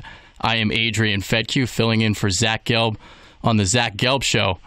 And, man, the weather this week, awful. Just stupendous. It's great when the snow comes down and it looks all pretty outside, but then you got to clean it up. And then you also... well, sometimes you lose power on top of that. And then, unfortunately, it's championship week this week. College basketball, one of the great times of the year. And I haven't been able to watch basketball for 2 days. I didn't get to see Villanova last night. They went and dismantled Marquette. I believe it was 94-70, if I remember correctly. So they're on to the semifinals, which takes place tonight at Madison Square Garden. But for this discussion, I want to get into some of the smaller conferences, and one of those is the Ivy League. So we got, residential, Pennsylvania, Penn in the tournament. They are the number 2 seed. And out of all the conference tournaments, I think the Ivy League is the one that does it right. Now, I understand you want to involve everybody because it helps make money for the schools and it helps make money for the venues. But in terms of the Ivy League, they only send the top 4 teams to the tournament. And I think that's the way to go because we've seen so many instances over the last couple of years where you see a 500 team from, say, the Ohio Valley Conference or the CAA gets sent to the tournament, and I don't think that's right. I don't think the regular season should be meaningless. Why does every team get put in a conference tournament? What's the point of the regular season? What's the point of going 28-3 and then losing in the first round of your conference tournament? Then you don't make the tournament itself, the actual NCAA tournament, which is taking place next week. So I don't agree with a lot of these conferences and what they do. Now, you do have other conferences like the Ohio Valley Conference and the Horizon League. They have double byes where the number 1 and 2 seeds, their first game is in the semifinals. But even there, if you have a couple teams that have a couple games under their belt and they come in hot heading into that semifinal matchup, we've seen upsets in the past happen. But the Ivy League, of course, they're the smartest conference and they know what they're doing. So the semifinals for the Ivy League starts tomorrow, and it's their second tournament. So they recently just started a conference tournament. For the longest time, they didn't have one, and I like what they're doing. 4 teams, that's all you need. 2 games on Saturday, 1 game on Sunday, and you got a conference champion. So shout out to the Ivy League. Shout out to Penn. Unfortunately, Princeton did not make the cut there. But there you go. I also wanted to get into some Tiger Woods. Tiger Woods atop the leaderboard, bringing golf back to relevancy. Well, not that it's not relevant. I believe the game has taken a big stride forward, but I've always been a Tiger Woods fan. He's the one that got me into golf back when I was just a little boy, back in early 2000s. I was on my high school golf team. I was the number 2 starter, and he was a big reason why I got into golf. But him being back relevant in the sport of golf is huge, and he's a popular name, obviously. And I'm really curious to see what he does the rest of the weekend. So some other things that I'd like to get into, and I brought this up a little bit earlier, but I'm going to bring more of it up now. So linebackers that the Eagles might acquire, because I don't expect Nigel Bradham to come back. From what I've been reading, I think Nigel is looking for a payday. And if you lose him, all of a sudden, your depth at the position is very scarce. You have Michael Kendricks. You have Jordan Hicks. Unfortunately, Hicks, you can't really rely on a consistent basis because he's always hurt. So if he's not out there for a couple games, who can you go after? So I've got some names written down, and they're veteran names because the Eagles are going to have to spend cheap. They're going to have to look for somebody in, say, the Chris Long mold, kind of like what they did last offseason. Signed Chris Long for cheap. He obviously went on to play for free because he donated all of his salary to charity. So the names that I have in mind, I got Derek Johnson. I talked about him a little bit earlier in the show, but so he's going to be 35 years old, and in Philadelphia, they don't run your 4-3 all the time. The nickel defense is basically their base defense, especially when they're playing ahead a lot. So teams are looking to throw, and they only play 2 linebackers out there. So if you sign a guy like a Derek Johnson, a veteran, you don't have to send them out there all the time. So 35 years old at the twilight of his career, maybe you can get him for cheap and see what you can get out of him because he doesn't have the quickness and the twitchiness that he used to have, but he still has those instincts.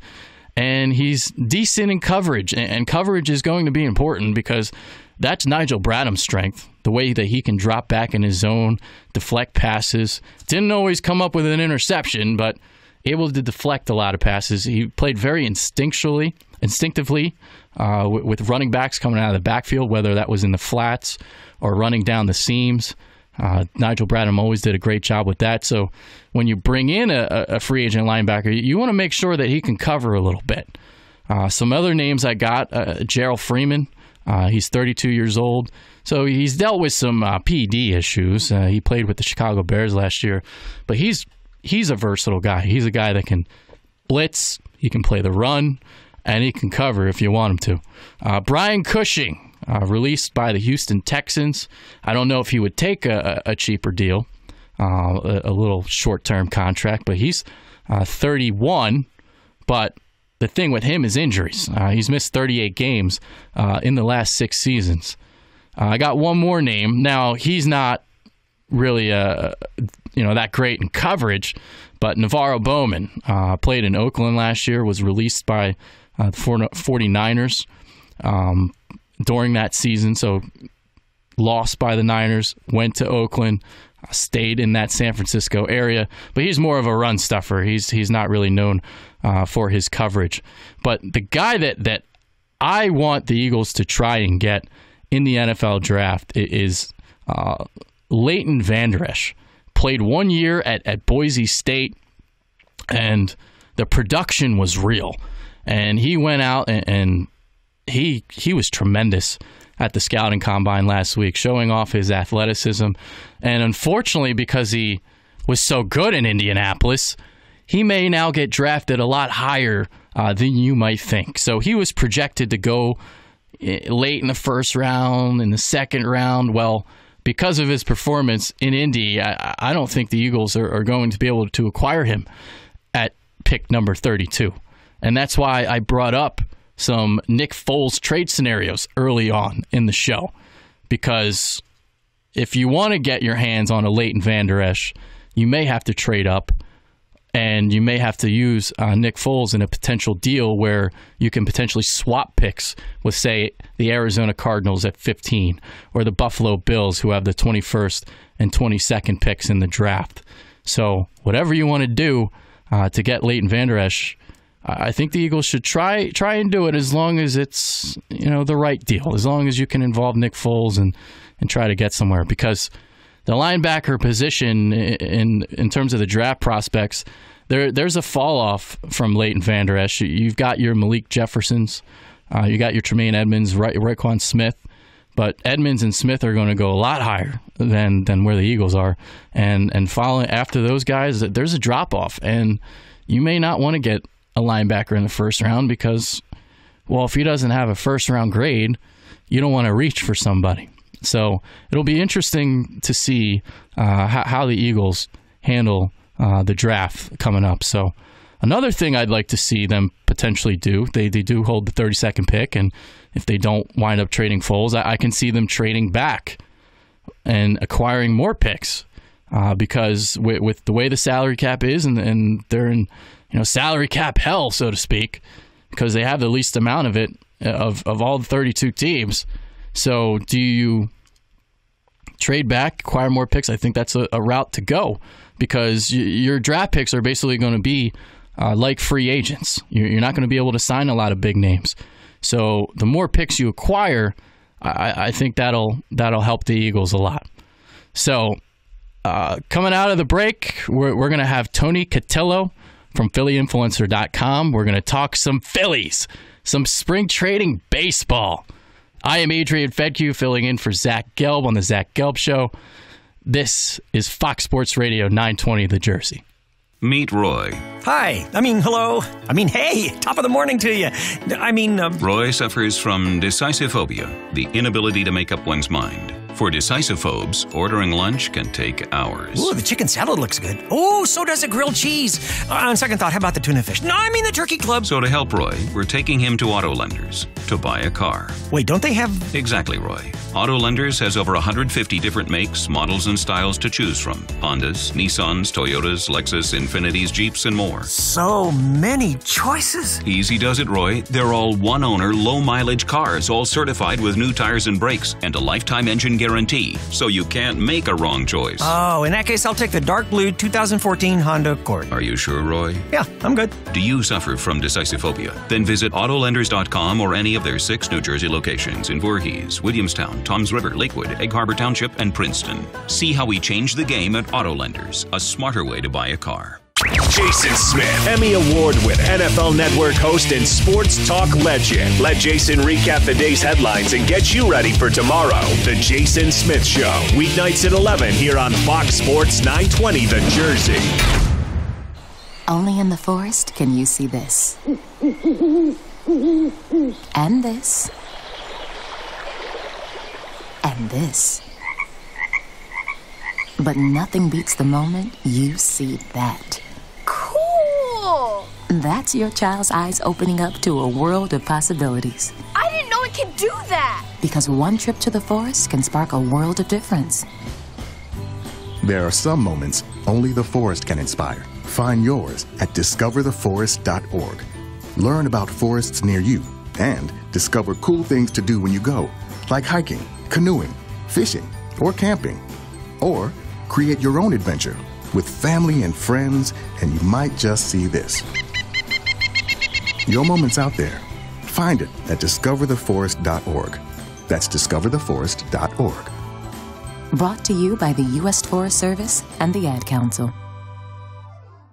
Only on the Zach Gelb Show do you get Dick Vitale calling play-by-play of a future Sixers championship. Markel to Embiid. Embiid goes to the huddle. He dunks. Here come the Sixers on defense. There's a steal in the backcourt. Transition. Here comes Foles. Throws the lob up to Simmons.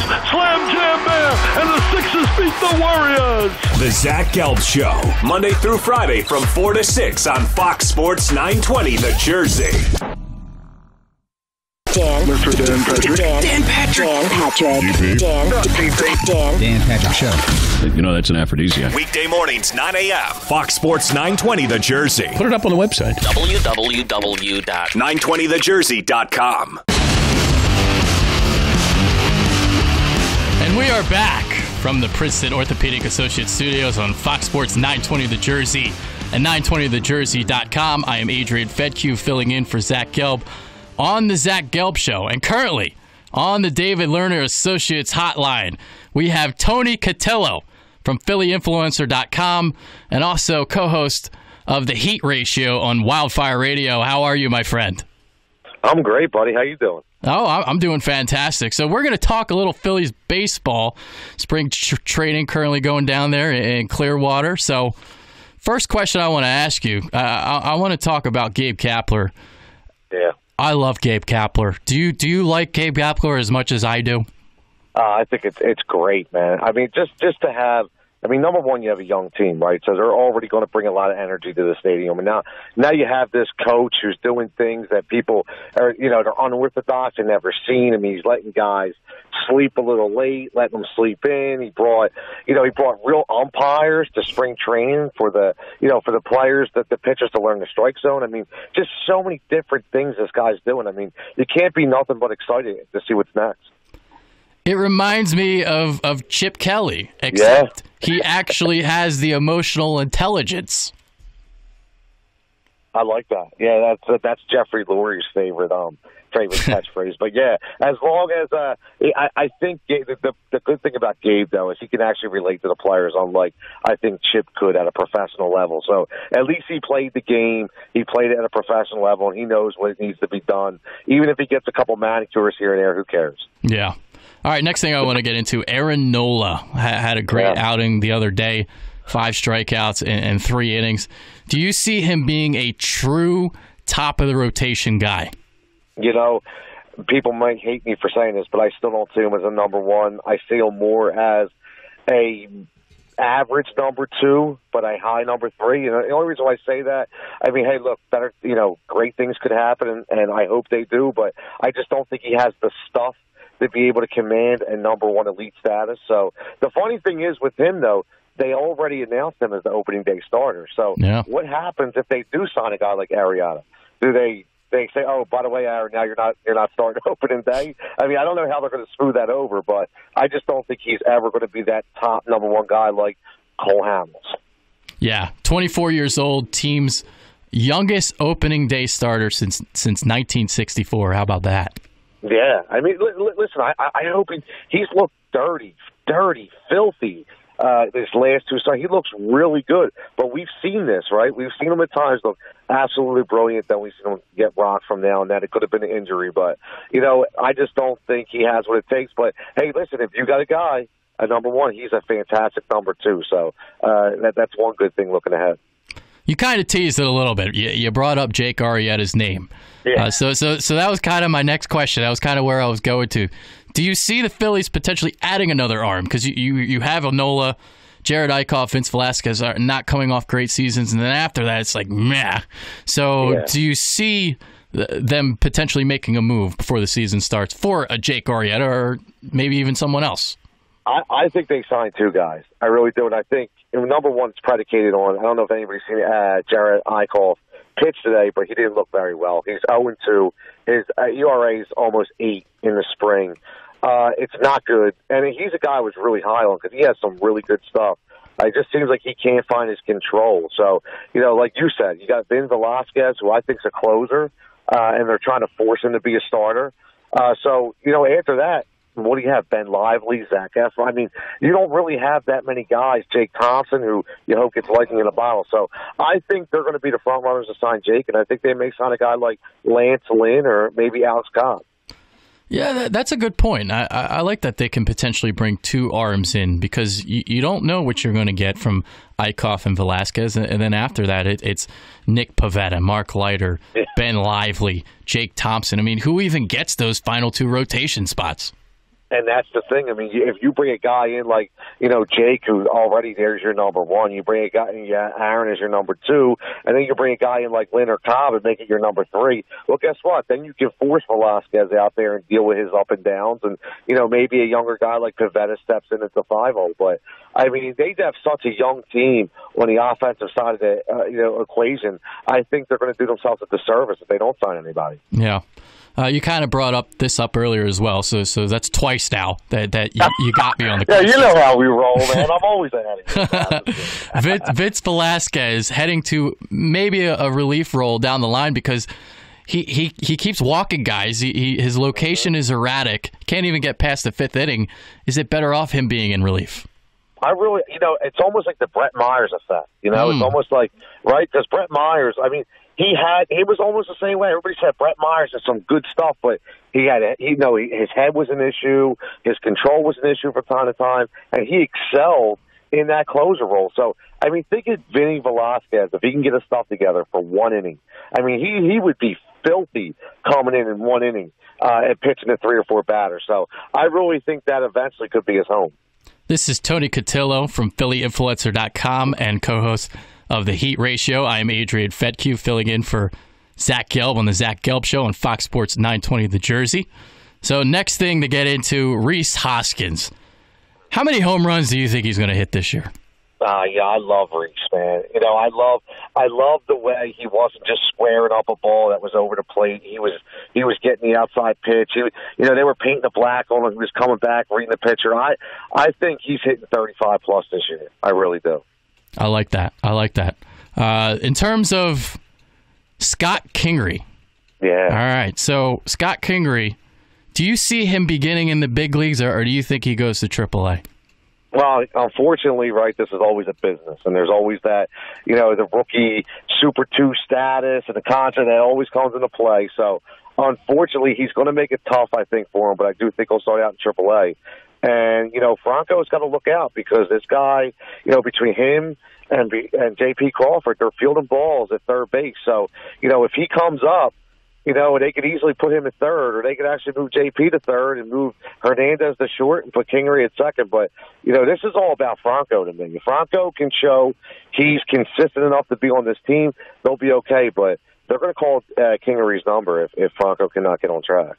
Yeah, flexibility, something that you kind of brought up. That's going to be key this year. So what other players are you looking at to not necessarily make positional changes, but where could they kind of play in terms of the Phillies landscape? Well, it's funny. I love Altier. I really do. And I think, he just has to – I hate to compare him to guys, but it's almost like he was like the Jason Worth. And, Jason Worth, remember, before we got him, he couldn't stay healthy. He had the wrist issue. He always had the talent. And then he was able to stay healthy for us for a good 3 years and made a ton of money. And, he gave us a lot of memories. So, he's got that tall, lanky power stroke just like Altier. I like how they have a 4-guy rotation in the outfield with Nick Williams, with Hoskins, with Herrera, with Altier. They're 4 guys. They can go in and out of the lineup now that they signed Carlos Santana, who gives them that flexibility to play first, and another guy could play third as well. So, again, not to bring back Mikel, but this is all about Franco this year. This is Tony Cutillo from PhillyInfluencer.com. I am Adrian Fedkiw, filling in for Zach Gelb on the Zach Gelb Show, Fox Sports 920 The Jersey. So we're seeing a rebuild here, kind of like the Cubs did, kind of like the Astros, the Dodgers, thinking progressively. But will the Phillies have the same success as those teams? It's an interesting question because that's what you look at, But you look at the Cubs. Unfortunately, we don't have a Chris Bryant, and I love Rhys Hoskins, but I'm not here to say he's Chris Bryant. So we don't have that type of player. We don't have a Jason Hamill and Arrieta in our rotation right now. But I think Houston is one of those teams you can actually compare to. And the only reason why I say that, we have 5 guys right now in our lineup that can hit 20, 25 plus home runs. So it's the same kind of lineup that Houston was throwing out there. So, and they did some good things with their pitching, and I think that's what we could do. We signed a couple guys. So I think we could have the same kind of success. I really do. It's all about the pitching, man. It's all about the pitching, and it's going to be interesting to see how that all plays out. Who have you had your eye on in spring training? Who's lighting it up? I'll tell you what, I really like. I've been looking at Hoskins because I want to see, is last year's success going to translate over? And spring training's hard, so it's really hard because you don't know. You have pitchers working on things, batters working on mechanics. So, but I've been looking at Hoskins, who's really impressed me. Franco really hasn't done nothing. He came to the camp 10 pounds lighter, a little more worked out and trim. Doesn't look like it's really translated to the plate at all. I think he's got 1 home run, not a big deal. But Kingery, again, Kingery just looks so polished. He really does. And, I forgive me for not knowing who said this, but somebody came out on ESPN and compared. Buster Olney. Buster Olney compared him to Pedora, from Boston Red Sox, and said he could even be better than him. He's more polished. So if that's the case, we have a superstar on our hands. Dustin Pedroia, baby. That would be amazing if he can amount to that. Dustin Pedroia. Yes, that would be fantastic. It really would. See, I always get those names a little twisted. You're the man when it comes to names. You always got to be good with that big V, too. So you're always good with the names. Halapulivati Vaitai. There you go. There it is. See, there you go, buddy. So the Phillies went 66-96 a year ago. Obviously played a lot better the second half of the season. So in terms of win totals, what are you thinking for this season? I'll tell you what, I'm going, and I said 85 wins last year, and I got killed with that because they really didn't amount to that. But I don't think 80 wins is out of the realm of possibility. I mean, you think if we could win 66 last year, and we could sign a couple top-notch starters to give us 5 more wins apiece, I mean that's 76 right there. A couple bounces at the plate, we're at 80. So I don't think that's far-fetched to say 80 games. Let's say they do go after Jake Arrieta and they can land him for, say, a 3-year deal. I can see this team potentially being in the wild card hunt. Oh, me too. I completely agree. I mean, they're set up that way. Obviously, they have a lot of young potential. They really do, and you never know. I mean, if Gabe Kapler can relate to these guys, it's almost like you brought up Chip Kelly. I mean, when Chip Kelly first got there, before he started getting a little crazy, I mean, everybody was loving this guy. The players were loving him. They rallied around him at first. Everything was good, and I think that's what you're going to get with Gabe. So if he can buy into guys like Franco and guys like Herrera to stop taking plays off and stop being lazy, I think they can very well compete for the wild card. They can give us a little something special this year. That was Tony Cutillo of PhillyInfluencer.com, also co-host of The Heat Ratio on Wildfire Radio. Thanks for hopping on, man. Thanks again, Adrian. You have a great day, man. I appreciate it. Absolutely. All right, so we're heading into a short break. After we're going to get into some breaking news. Jarvis Landry traded to the Cleveland Browns. I am Adrian Fedkiw, filling in for Zach Gelb on The Zach Gelb Show. This is Fox Sports Radio 920 The Jersey. The traditional light bulb, a groundbreaking invention in 1879. Other groundbreaking ideas from that time, the whalebone corset, the pedal-operated submarine, and the 2-story outhouse. We've come a long way since then. It's time our light bulbs did the same. Visit EnergySavers.gov and learn about energy-saving light bulbs. See, these new bulbs are more efficient than the old ones, like a text message is more efficient than a carrier pigeon. They last longer, too, like how we humans last longer now that doctors use antibiotics instead of leeches. And they cut down on our energy costs, because in our own groundbreaking age of aeroplanes and moving pictures, we deserve a light bulb that saves us some cash. Saving energy saves you money. Learn more at EnergySavers.gov. Brought to you by the U.S. Department of Energy and the Ad Council. More of the Zach Gelb Show on Fox Sports 920 The Jersey. We are back live from the Princeton Orthopedic Associates studios on Fox Sports 920 The Jersey and 920thejersey.com. I am Adrian Fedkiw, filling in for Zach Gelb on the Zach Gelb Show. So some breaking news happened less than an hour ago. So reading on Twitter, Adam Schefter reporting that Jarvis Landry has been sent to the Cleveland Browns at slot receiver from the Miami Dolphins, who was franchise tagged about a week ago. So they work out a trade with the Browns, and I'm reading here, neither of the picks in the Jarvis Landry trade are a first or second round pick, per sources, according to Adam Schefter of ESPN.com. So it will be 2 picks between rounds 3 and 7. So I like that acquisition for Cleveland. Jarvis Landry, an explosive slot receiver. So we'll see if they work out an extension. I know that Landry was looking for about $14 million a season. So we'll see if they can do that. I mean, obviously, Cleveland, they have the most salary cap space of any team in the NFL right now. So they've got a lot of money to spend. They can afford to extend Landry. So breaking news here on Fox Sports 920 The Jersey. Wow. How about that? So there you go. And also other news that happened today. I saw that Mike Evans signed an extension with the Tampa Bay Buccaneers. That's a great move for them. Mike Evans is a great compliment for Jameis Winston. The way he can go up and get a ball, high point passes, that's what he did at Texas A&M and when Johnny Manziel was the quarterback there. So good move there for the Browns and the Buccaneers respectively. Really like those acquisitions, especially Jarvis Landry. So if they want to draft a quarterback with the first pick or even the fourth pick, a very reliable slot receiver to have who can move the chains. Runs a lot of those pivot routes. So he's a safety blanket for whoever quarterback the Cleveland Browns are going to select. All right.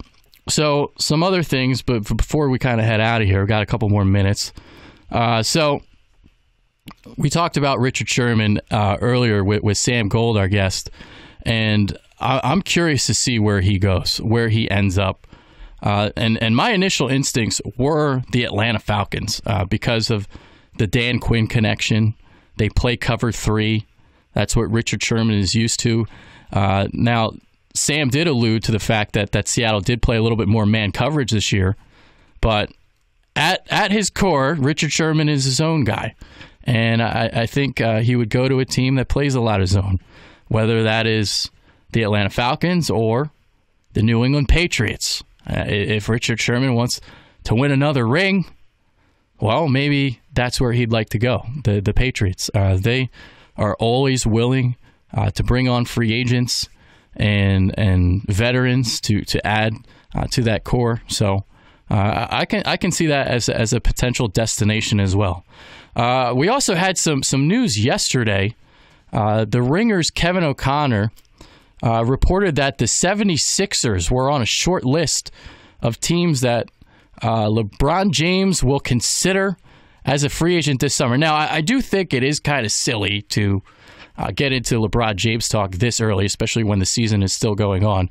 But the 4 teams that he did list, you had the Cleveland Cavaliers, Los Angeles Lakers, Houston Rockets, and Philadelphia 76ers. So if LeBron does depart, it's going to depend a lot on how the Cavaliers finish the season. So are they going to be a contender? Are they going to be in the NBA Finals? Are they going to win the NBA Finals? Because if they win, I don't expect LeBron James to go anywhere. But if they don't make it out of the East, I do think LeBron James is leaving. And Philadelphia could be a destination. Maybe. But the Rockets are the other team there out of that quartet that I can definitely see LeBron going to. He's obsessed with Michael Jordan. He's obsessed with catching the ghost. He's 3 championships away from tying MJ's 6. So it's going to be up to LeBron. Does he like the future of Philadelphia, or does he like the present of the Houston Rockets? His good buddy, Chris Paul, is on the Rockets. I believe Chris Paul is actually the godfather of one of his sons. So, we'll see what happens there. But the Rockets obviously have a juggernaut that can take on the Golden State Warriors in a 7-game series. And if you add LeBron, maybe you can dethrone Golden State because you have James Harden there, you have Chris Paul, and if you bring LeBron James on board, there's a very, very devastating trio. Now, the Sixers, you would have Ben Simmons, Joel Embiid, and maybe you'd have enough cap space to bring along one of James's friends, whether that's Kawhi Leonard, whether that's a Paul George. So that's something to keep in mind as LeBron James heads into free agency. So you hear the soothing voice of Frank Sinatra. That means time's coming to an end. Wow, it's another fun show. I was here last Friday in for Zach Gelb, and time went by a lot quicker this time. A lot quicker. But Al Brooks did a great job producing the show. I forgot to mention your name last week. Well, that's all right. I have a guy who mentions my name. Who's that? What's that voice? That's Al Brooks. That's the great Al Brooks. Brooks. Yep. Did a great job producing the show. We've got intern John to my left. So he was listening in. He was also fielding phone calls. Did a great job there.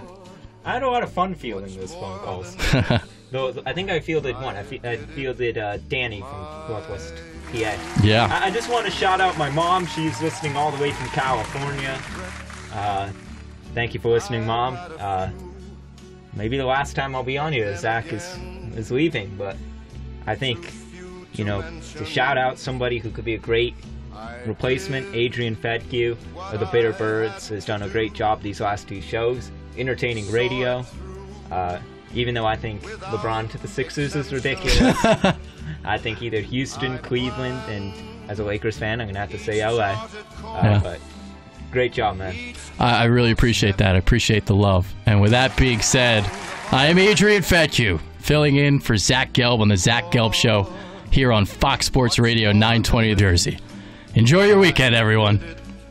And Adrian, from me, you did a great job last Friday and today. Thank you, Fantastic. sir. You're welcome. Who's that? What's that voice? That's Al Brooks. That's the great Al voice. When I bit off more than I could chew, but to